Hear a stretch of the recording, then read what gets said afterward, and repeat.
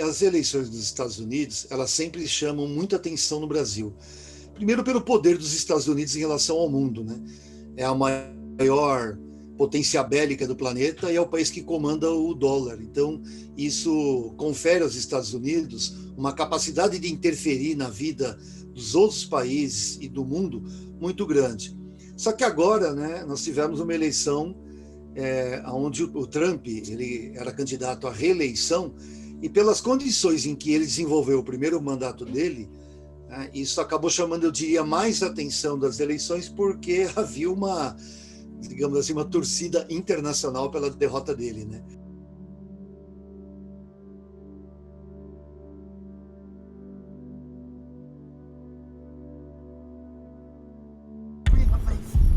Seria, quando muito, acometido de uma gripezinha. A OMS, portanto, acaba de declarar a situação do Covid.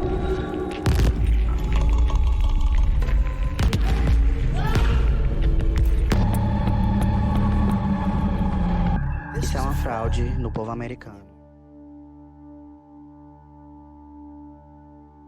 Eu acho que o Brasil se deu conta da semelhança existente entre a tirania brasileira e a tirania norte-americana e a marca fascista desses dois governos, tanto do governo brasileiro quanto do governo norte-americano, e o seu elo. Um elo forte em função dos interesses americanos sobre o Brasil, interesses que têm muitos focos e muitos objetivos que não cabe a gente trabalhar agora, mas é interessante que os brasileiros perceberam, alguns com mais consciência, outros mais inconscientemente, se deram conta mesmo que o destino desse personagem e desse projeto de extrema-direita dos Estados Unidos incidia diretamente sobre o destino do Brasil. Então a administração Trump, que foi tão marcada pelo uso abusivo, excessivo, criminoso de informações falsas não só para, de certa forma, tentar diminuir ou tentar atacar seus opositores, mas por trazer uma realidade que inexistia dentro do país, ela foi derrotada nas urnas muito em razão da noção de parte da população americana de que essas mentiras não poderiam continuar sendo contadas. As grandes emissoras de TV interrompendo o pronunciamento do presidente Donald Trump, afirmando que aquilo que ele acabara de dizer não condizia com a realidade, é um marco histórico na imprensa e eu gostaria que isso fosse repetido em todo o mundo e principalmente no Brasil. We're watching President Trump speaking live from the White House, and we have to interrupt here because the president has made a number of false statements, including the notion that there has been fraudulent voting. There has been no evidence of that. Allegations by his campaign, but his campaign spokespeople unable to provide any evidence. Com relação à eleição municipal no Brasil, obviamente eu tenho análises bastante amplas, mas uma dessas análises, e que essa me conforta e me alegra, é ver o enfraquecimento do bolsonarismo.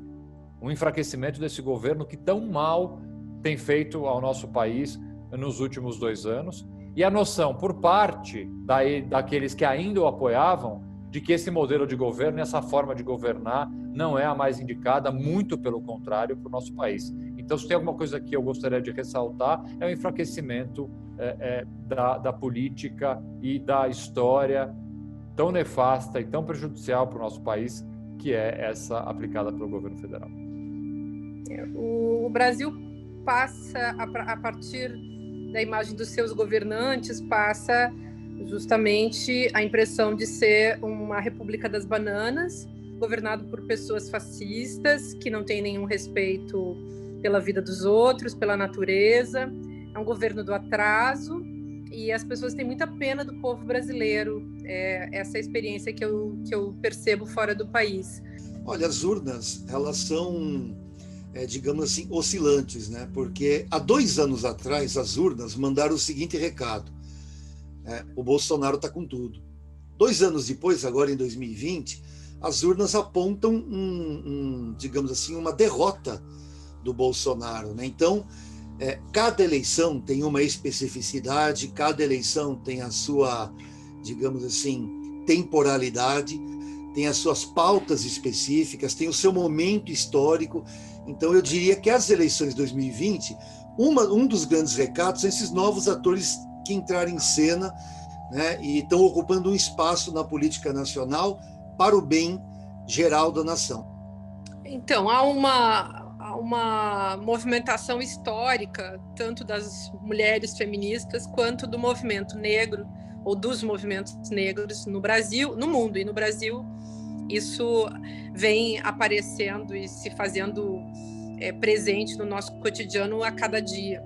Então, há realmente uma luta dos movimentos negros que traz resultados na ocupação institucional.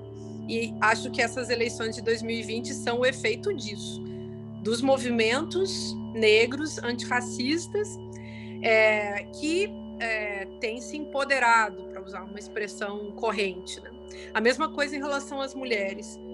Eu acompanho mais, evidentemente, o movimento de mulheres, em função da minha trajetória, e faço parte deles.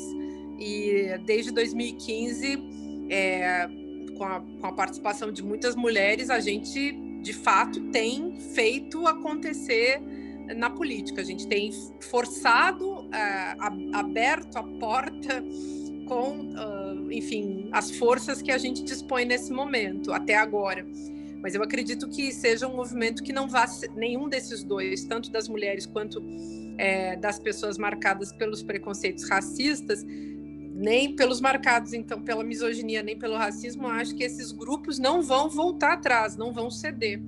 E a tendência é que a gente modifique realmente o cenário parlamentar nos próximos anos. Não vai ser tão rápido, mas vai acontecer, e já está acontecendo. Então, por menor que tenha sido, é importantíssimo o que aconteceu em 2020, a demonstração da consciência feminista e da consciência negra foi fundamental e foi o que teve realmente de muito bom na campanha para as municipais de 2020. Que notícia que você gostaria de ouvir ou ver na TV sobre 2021? Quais são as notícias que você gostaria de assistir em 2021? É que o Brasil em 2021, e quando eu falo Brasil, eu estou colocando aqui presidente da República e governadores, mas também estou incluindo os prefeitos, inclusive nós, no nosso mandato, estamos discutindo isso.